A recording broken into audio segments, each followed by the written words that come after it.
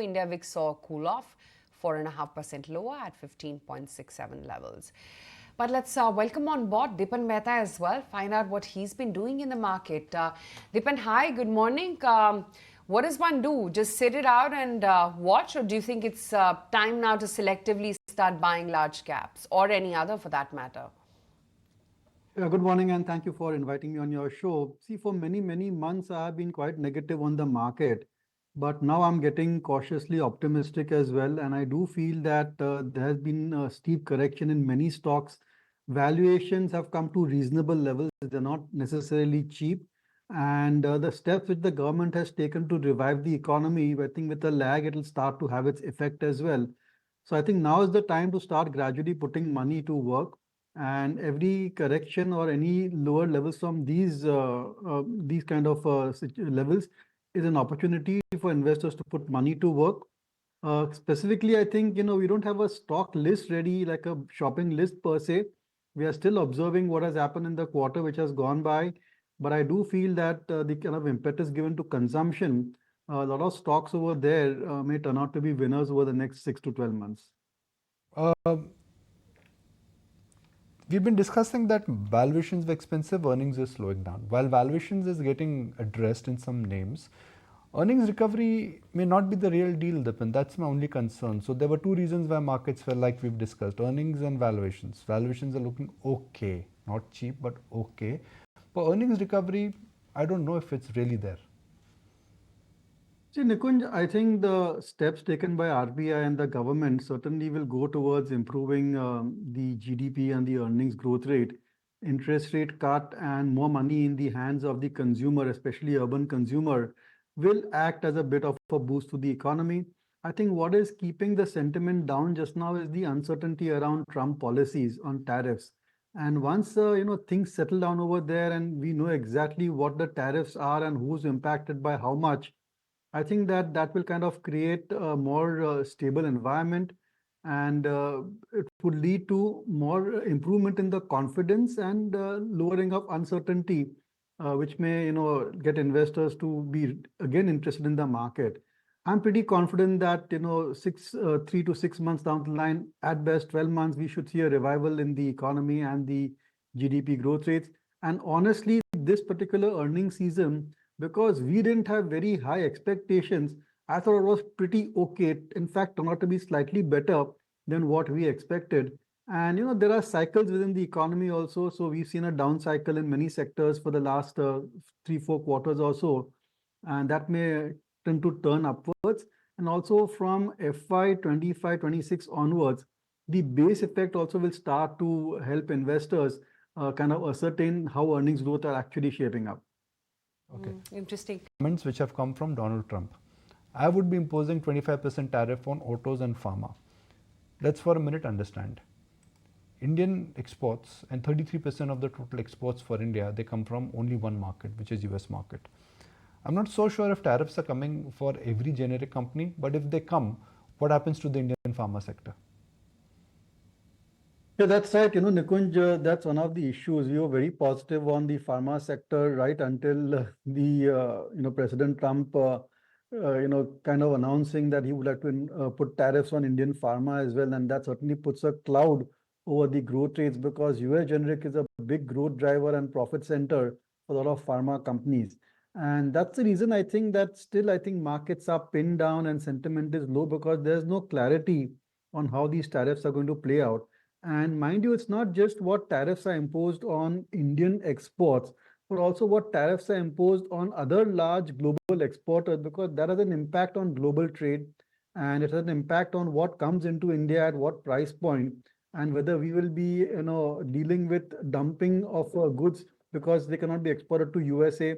And there's just far too much uncertainty around how the global trade is going to shape up. And that's also one of the reasons why I think the markets are slightly under pressure. But over the next few months, this uncertainty should certainly be over and done with, and more clarity will come. And then maybe, you could look at domestic focused companies, or look at exporters who are not impacted by tariffs. So right now, there's a bit of a confusion around all export-oriented businesses. And from that point of view, I think investors should not make further investments in such sectors or companies. and maybe focus on domestic oriented businesses. Point. For a minute, let's assume that if pharma stocks they fall today, and I would actually echo pretty much the same. I mean, when Mr. Sanghvi is saying that the long-term impact would be minimal, because if tariff is imposed, prices would be passed on. And I don't think US healthcare system, given that the costs are so bloated, they want the healthcare costs to go higher. I mean, it is outright silly to say that what you need to cut, which is healthcare cost, you're making it more expensive by putting tariffs. I think it may be for specific categories. This has to be retaliation. I don't know how it would work, but my gut says that it's not going to be as nasty as what it appears. If pharma stocks decline, Dipan, would you buy them today? Yeah, I think so, Nikunj. And what Mr. Sanghvi said, I think a lot of others in the industry also have said that, it would not make sense for them to start putting customs duty on generic pharma exports into USA. And I hope that is true. And certainly our view remains positive on pharma. But, with all this kind of noise around tariffs, investors are going to be a bit skeptical of investing in export-oriented businesses. So as I said, I think, at some point of time, this uncertainty will get lifted. At that point of time, I think Indian pharma looks interesting. In any case, I don't think that we should be, completely underweight pharma by any choice, because Indian pharma industry is not only looking at US, but I think the rest of the world, Europe, even Indian domestic market is doing very well.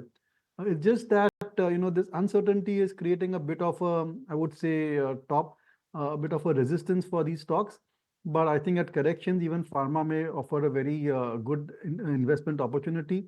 I just want to wait and watch how this thing particular plays out before maybe committing a higher exposure to pharma sector. But again, Dipan, since each of the pharma company is a different story altogether, the question is also, what do you buy within pharma, or do you have more of a basket exposure kind of thing?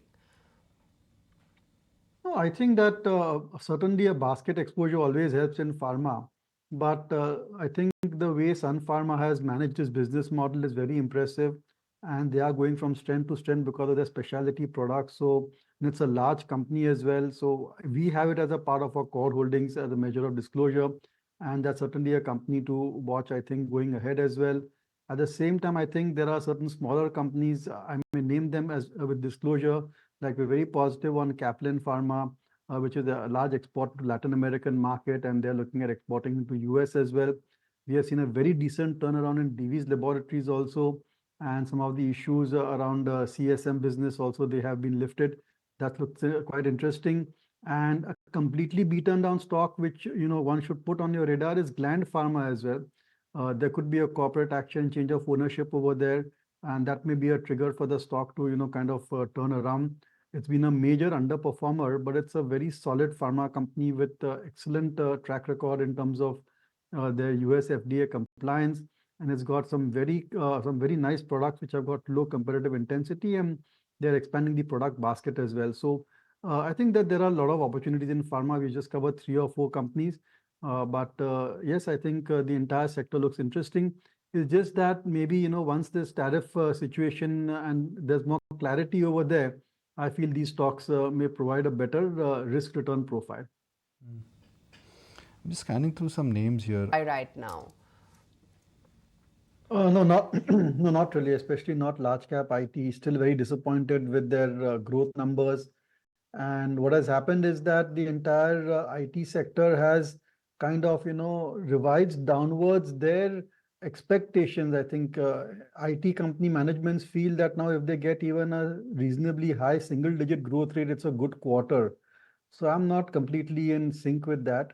And a lot of IT companies are not able to make to a basic criteria of at least a 15% top line growth, with the exception of, say, Persistent, Coforge, KPIT. There are hardly any, maybe New Gen.